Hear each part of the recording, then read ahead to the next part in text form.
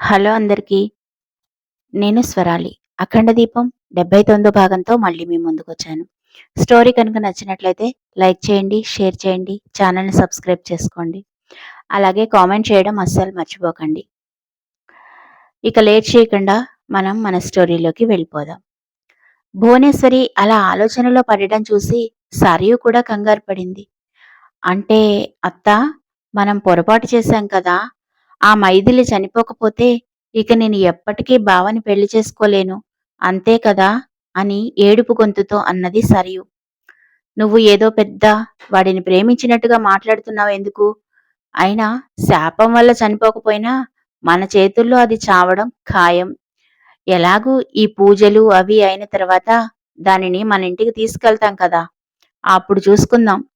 అసలే ఏం జరుగుతుందో మొత్తం తెలుసుకున్న తర్వాత కానీ ఏ స్టెప్ అయినా మనం వేయకూడదు. ఇప్పుడు మనం చాలా జాగ్రత్తగా ఉండాలి. కొంతకాలం మనం చాలా మంచిగా ఉన్నట్లే నటించాలి. ఇక మీదట ఆ మైథిలికి అడుగడుగునా గండాలే అని క్రూరంగా నవ్వింది భువనేశ్వరీదేవి. మరుసటి రోజు పూజకి అన్ని ఏర్పాట్లు చేశారు. బ్రహ్మముహూర్తంలో లేచి మంగళ స్నానాలకు ఏర్పాట్లు చేశారు. పెళ్లి ఎలాగూ శాస్త్రోక్తంగా జరగలేకపోయింది. అది మేము మన పూర్తిగా చూసి అదృష్టం మాకు లేదు. కనీసం ఇప్పుడు జరుగుతున్న ఈ తతంగాన్ని అయినా మా ముచ్చట్లు తీర్చుకొనివ్వండి అని అన్నది అనసూయమ్మ. అందుకే అన్నీ దగ్గరుండి శాస్త్రోక్తంగా జరిపిస్తున్నారు. మంగళ స్నానాలైన తర్వాత సంతోష్‌ని, మైథిలిని ఇద్దరిని అలంకరించి తీసుకొని వచ్చారు.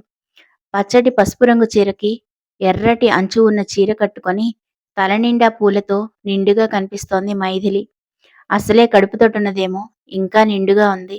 ఆమె పక్కన సంతోష్ కూడా చాలా అందంగా రెడీ అయి ఉన్నాడు. వాళ్ళిద్దరినీ చూసే వాళ్ళకి దిష్టి తగులుతుందేమో అనిపించింది. అంత చక్కగా ఉన్నది ఆ జంట. అనసూయమ్మ గారు మొదట వాళ్ళిద్దరికీ దిష్టి తీసేసింది. అన్నపూర్ణమ్మ, మాధవరావు ఇద్దరూ కూడా కూతుర్ని, అల్లుడిని చూసుకొని చాలా సంతోషంగా ఫీలయ్యారు. పవన్ ఓ పక్క, సందీప్ ఓ పక్క వాళ్ళని ఆట పట్టిస్తూ ఉంటే నిజంగానే పెళ్లి సందడిలాగా అనిపించింది. కానీ అదంతా చూస్తున్న భువనేశ్వరి, సరియు మాత్రం తట్టుకోలేకపోయారు. విడిపోయబోయే జంటలకి ఈ పెళ్లి సంబరాలేంటో. ఎలాగో కొన్ని రోజుల్లో విడాకులొచ్చేస్తూనే ఉన్నాయి. కానీ ఇదంతా చూస్తుంటే నవ్వొస్తోంది అని అన్నది భువనేశ్వరీదేవి. దేవుడు ముడిపెట్టిన జంటని ఏ కోర్టు విడదీయలేదు భువనేశ్వరి. ఇది ఆ జగన్మాత సంకల్పం. మీరు ఎంత అనుకున్నా ఎవ్వరు ఏం చేసినా వీళ్ళిద్దరిని ఎవరు విడదీయలేరు అని అన్నది అనసూయమ్మ. భువనేశ్వరీదేవికి అనుమానం రాకూడదని సంతోష్, జరిగేదెలాగో జరుగుతుంది. ఇప్పుడు ఆ విషయాలన్నీ ఎందుకమ్మమ్మా? ముందు మన వంశాచారం ప్రకారంగా పూజ నిర్విఘ్నంగా జరగడం మనకి ప్రధానం. అందుకోసమే నేనివన్నీ చేస్తున్నాను అని కొంచెం సీరియస్‌గా అన్నాడు. కరెక్ట్‌గా చెప్పావు బావా.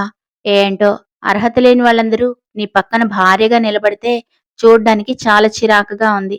అదే కనుక ఈ పాటికి మన పెళ్లి అయి ఉంటే ఈ పూజలు అవన్నీ నేనే నీ పక్క నుండి చేసేదాన్ని కదా అని అన్నది సరియు.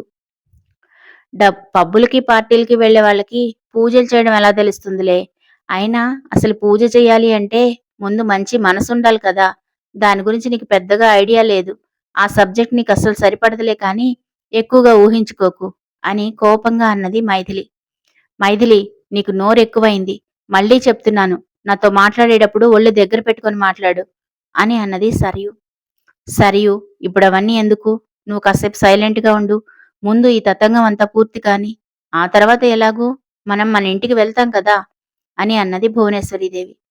సరియు కోపంగా మైథిలి వైపు చూసి తల పక్కకి తిప్పేసుకుంది.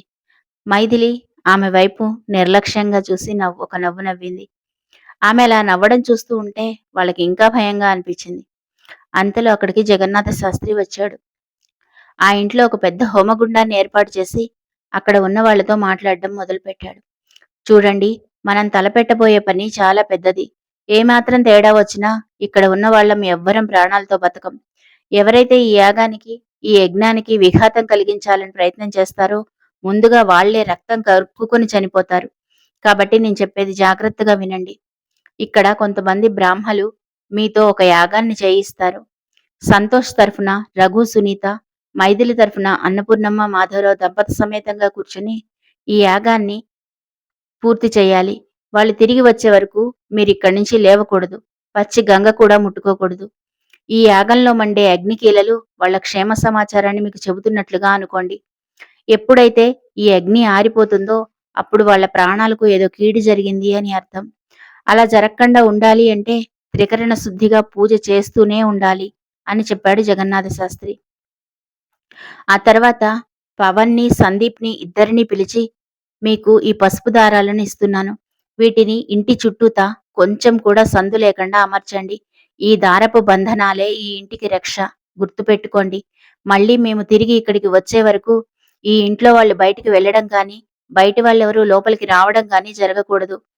సందీప్, పవన్ మీరిద్దరూ బయటనే ఉండి ఎవరూ లోపలికి రాకుండా చూసుకోండి. ఈ దారాలకు ఉన్న శక్తితో ఏ దుష్టశక్తి లోపలికి రాలేదు. ఒకవేళ ఏదైనా దుష్టశక్తి రావాలి అంటే దానికి ఒక మానవుడే వాహనంగా కావాలి. కాబట్టి ఎవ్వరినీ లోపలికి రానివ్వద్దు. గుర్తుంచుకోండి అని స్ట్రిక్ట్‌గా చెప్పాడు జగన్నాథ శాస్త్రి.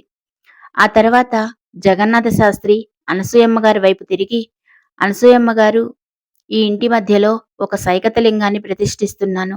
మేము తిరిగి వచ్చే వరకు ఆ లింగానికి మీరు అభిషేకం చేస్తూ ఉండండి. ఎట్టి పరిస్థితుల్లోనూ ఆ లింగం కరిగిపోవడానికి వీల్లేదు. నిరంతరం శివనామస్మరణ చేస్తూనే ఉండండి అని చెప్పాడు జగన్నాథ శాస్త్రి. మరి అందరికీ అన్నీ చెప్పారు. మేము చేయడానికేమీ లేదా? అని వెటకారంగా అడిగింది భువనేశ్వరీదేవి.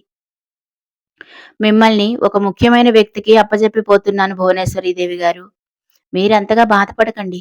గతంలో మీ వల్ల జరిగిన అపరాధానికి కూడా ఇప్పుడు ప్రాయశ్చిత్తం జరగబోతోంది అని చెప్పాడు జగన్నాథ శాస్త్రి. జగన్నాథ శాస్త్రి చెప్పిన మాటలు భువనేశ్వరీదేవికి కానీ, సరయుకి కానీ అర్థం కాలేదు. అందుకే వాళ్ళిద్దరూ అయోమయంగా, మీరు చెప్పింది మాకు అర్థం కాలేదు శాస్త్రి గారు. కాస్త వివరంగా చెప్పండి అని కోరస్‌గా ఇద్దరూ ఒకేసారి అడిగారు. మీరిక్కడికి వచ్చిన దగ్గర నుంచి మీరెదుర్కొన్న అనుభవాలన్నీ మీకు గుర్తుండే ఉంటాయి కదా భువనేశ్వరీదేవి గారు. వాటన్నిటికీ ప్రాయశ్చిత్తం జరగబోతోంది. అక్కడ జరిగే పూజతోటే ఇక్కడ కొన్ని ఆత్మలు శాంతించబోతున్నాయి. పుణ్యలోకాలు ప్రాప్తించబోతున్నాయి. ఏ రకంగానూ ఈ పూజకి విఘ్నం కలగకుండా చూసుకోవడమే మీ బాధ్యత. ఒకవేళ ఇక్కడ జరిగే పూజలకేమైనా విఘాతం కలిగింది అంటే ఆ ప్రభావం మొదట మీ మీదనే ఉంటుంది. ఆ విషయం గుర్తుపెట్టుకుంటే చాలు అని ఒక రకంగా వార్నింగ్ ఇస్తున్నట్లుగానే చెప్పాడు జగన్నాథ శాస్త్రి. అంటే ఈ పూజ ద్వారా మల్లీశ్వరి ఆత్మకి కూడా శాంతి కలగబోతోందా? ఒకవేళ అలా జరిగితే ఆ మల్లీశ్వరి బాధ ఇక ఉండదు. కానీ ఆ సువర్ణ విగ్రహం గురించి ఎలా తెలుసుకోవాలి? లెక్క ప్రకారంగా ఆ విగ్రహం కూడా భూపతి వంశానికే చెందుతుంది కదా! మరి అలాంటప్పుడు దానిని ఎలా దక్కించుకోవాలి? అని ఆలోచనలో పడిపోయింది భువనేశ్వరీదేవి. భువనేశ్వరీదేవి ఆలోచనలను జగన్నాథ శాస్త్రి గ్రహించాడు. చూడండి భువనేశ్వరీదేవి గారు, ఏది ఎప్పుడు ఎవరికి ఎలా దక్కాలో అది వాళ్ళకి అప్పుడు అలా చేరుకుంటుంది. ఆశ మనిషిని ఉన్నత శిఖరాలకు చేరుస్తుంది. కానీ దురాశ మనిషిని పతనం చేస్తుంది. అదొక్కటి గుర్తుపెట్టుకోండి చాలు. ఈ పూజ తర్వాత అంతా మంచే జరుగుతుంది అని చెప్పాడు జగన్నాథ శాస్త్రి. ప్రస్తుతానికి ఇంకేమీ మాట్లాడకుండా సైలెంట్‌గా ఉండడమే మంచిది అని నిర్ణయానికొచ్చింది భువనేశ్వరీదేవి. అందుకే సైలెంట్‌గా ఉండిపోయింది. జగన్నాథ శాస్త్రి సంతోష్, మైథిలి వైపులు తిరిగి పెద్దల ఆశీర్వాదాలు తీసుకొని బయలుదేరండి అని చెప్పాడు. మైథిలి అమ్మానాన్నలకు సునీత, రఘు, అనసూయమ్మ కాళ్ళకు నమస్కారం చేసి అక్కడి నుంచి బయలుదేరారు. మైథిలి, సంతోష్ ఇద్దరు. ఆ హడావిడిలో భువనేశ్వరీదేవి సంతోష్ తన దగ్గర ఆశీర్వాదం తీసుకోలేదు అన్న సంగతి మర్చిపోయింది. ఆ విషయం గుర్తు చేయడానికి మన సరియు ఉంది కదా! సరియు వెంటనే వెనక నుంచి పిలవబోతూ ఉన్నంతలోనే అనసూయమ్మ ఆమెని ఆపేసింది. ఒక మంచి కార్యక్రమం మీద బయలుదేరిన వాళ్ళని తిరిగి వెనక్కి పిలవకూడదు. వాళ్ళని వెళ్ళనివ్వండి అని చెప్పింది అనసూయమ్మ. అది కాదు, బావ అత్తయ్య ఆశీర్వాదం తీసుకోకుండానే వెళ్ళిపోతున్నాడు అని చెప్పింది సరియు. పర్వాలేదులే, సంతోష్‌కి అందరి ఆశీర్వాదాలు, ముఖ్యంగా వాళ్ళ అమ్మ ఆశీర్వాదం బలంగా ఉంది. వాళ్ళకేమీ కాదు. శాస్త్రి గారు చెప్పినట్లుగా ఎవరి పని వాళ్ళు సక్రమంగా చేయండి అని చెప్పి అందరూ పూజలో కూర్చున్నారు. పవన్, సందీప్ ఇద్దరూ ఆ ఇంటి చుట్టూతా పసుపు దారాలను ముడులు వేస్తూ రక్షబంధనాలను కట్టేశారు. అన్నపూర్ణమ్మ దంపతులు, సునీత దంపతులు ఇద్దరూ యాగానికి సిద్ధమయ్యారు. వేద పండితులు వాళ్ళ చేత యాగం చేయిస్తున్నారు. అనసూయమ్మ గారు త్రికరణ శుద్ధిగా సైకతలింగానికి అభిషేకం చేస్తూ ఉన్నారు. భువనేశ్వరీదేవి, సరయు ఇద్దరూ ఇక అక్కడ ఉండడం అనవసరం అని భావించి వాళ్ళ గదిలోకి వెళ్లారు.